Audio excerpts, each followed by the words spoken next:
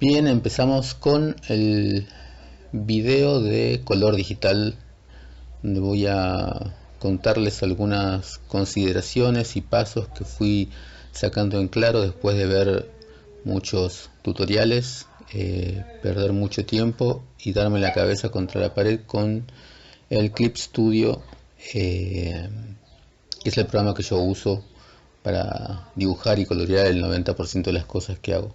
Si escuchan un perro ladrar, es mi perro, y si escuchan gente afuera es porque vivo en una ciudad y no en un monasterio como dicen los rumores.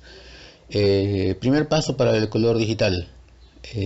Tener en cuenta que este estilo de colorear es un estilo sencillo, planimétrico, que uso para las historietas a las que les pongo color. Empezamos con colores plenos, planos. Son los colores de, en este caso, de uno de mis personajes preferidos. Elegimos el color de los guantes, el casco, el pantalón. Yo los relleno con una herramienta que se llama lazo de rellenar. A la hora de elegir el color no elegimos un color ni muy claro ni muy oscuro, porque después la luz y la sombra la vamos a aplicar en capas superiores.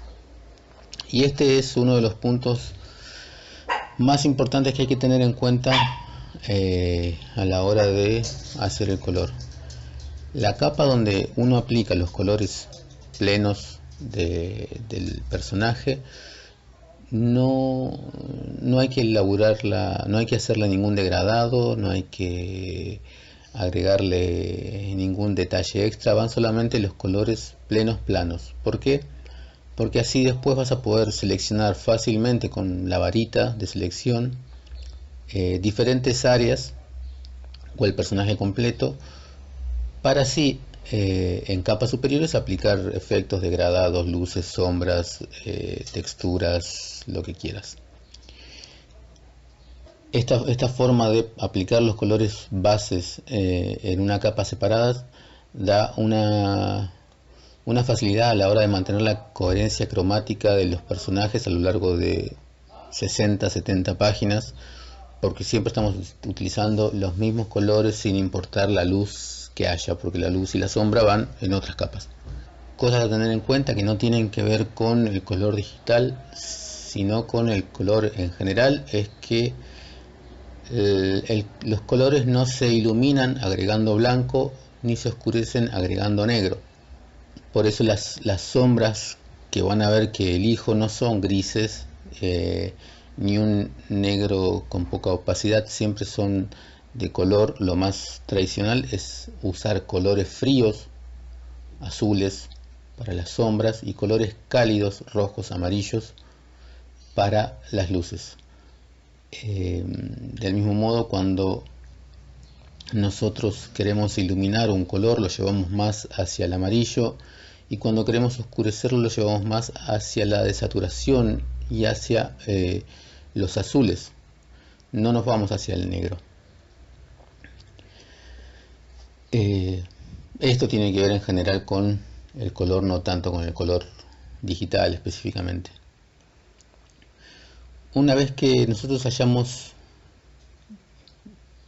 puesto todos los colores bases, que si ven algún tutorial los pueden llamar flats, los planos, o plastas, que incluso coloristas tienen tercerizado este paso. Hay gente que les hace todos los colores planos a los coloristas, y después el colorista estrella, digamos, le agrega los efectos, las luces, las sombras, todo el resto. Una vez que tenemos aplicados los colores planos en una capa superior, lo que yo hago es poner las sombras en un modo de fusión. Las capas tienen diferentes modos de fusión, que es como va a interactuar el color de esa capa respecto de los que estén en la capa inferior. Las sombras yo las hago con el modo de fusión multiplicar en el Clip Studio. A la capa de sombra la encadeno a la capa donde están los los colores plenos básicos para yo no tener que otra vez volver a delinear todo el dibujo. Lo hace automáticamente el programa. ¿Cómo aplico la sombra yo? En esa capa de multiplicar, después de elegir el tono de sombra, lo aplico con el bote de pintura sobre todo el dibujo, y después voy quitando la sombra de acuerdo a la fuente de luz. Esto es más una cuestión de gusto personal que otra cosa. Pueden agregar las sombras con un pincel, con el lazo de rellenar, con el aerosol.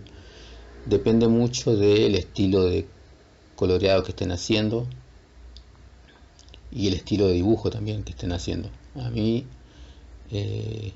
para las historietas me gustan más los colores planos con muy pocos degradados y con bordes bien definidos. Una vez aplicada la sombra, una vez elegida la fuente de luz,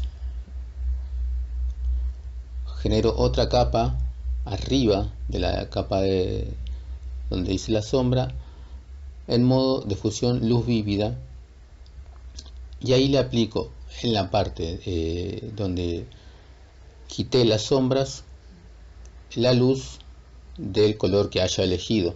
En este caso elegí un rojizo, se lo aplico con el aerosol y después aplico una contraluz. En este caso es una luz de un segundo foco, que vendría a ser el mazo este. De no tener el mazo, la segunda fuente de luz puede ser una exageración de la luz que le pega de rebote a la figura, que también se puede aplicar con el lazo de rellenar, con el aerosol o con algún otro pincel que vos quieras, dando diferentes tipos de textura y acabado. Pero en este caso lo vamos a dejar en algo bastante simple, que es el estilo de color que uso para las historietas. Una vez que tenemos las luces y las sombras básicas aplicadas, suelo agregar otra segunda capa de sombras para poner algunos detalles más oscuros, para darle un poco más de profundidad al dibujo, pero repito, son detalles.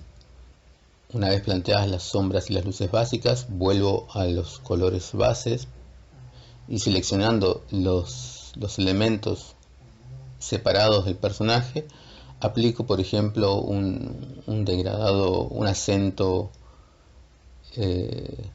cálido en algunas partes de la piel del personaje para que le dé un poco más de vivacidad. Pues, ¿qué más? En el caso de los efectos de luz, directamente se puede usar el mismo modo de fusión en luz vívida, eligiendo un tono más claro para los destellos, y directamente después, y hay que tener cuidado con este modo de fusión, existe el modo de fusión añadir brillo, que directamente quema la imagen. Pero bueno, hay un modo de fusión que se llama luz dura, que yo lo uso para los destellos muy brillantes, y se aplican, yo los aplico por sobre la línea del dibujo. Es esa luz, ese brillo tan fuerte que hace que no puedas ver bien la forma del objeto de donde irradia esa luz. Y básicamente esa es la técnica que uso a la hora de colorear historietas. No hay mucho más secreto. Después es adaptar estos pasos básicos a los diferentes a las diferentes necesidades de la escena, teniendo en cuenta que el color, al igual que el dibujo en la historieta, no tiene por qué ser realista, más sirve que sea expresionista.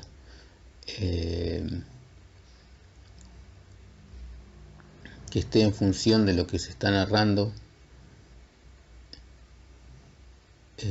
para acentuar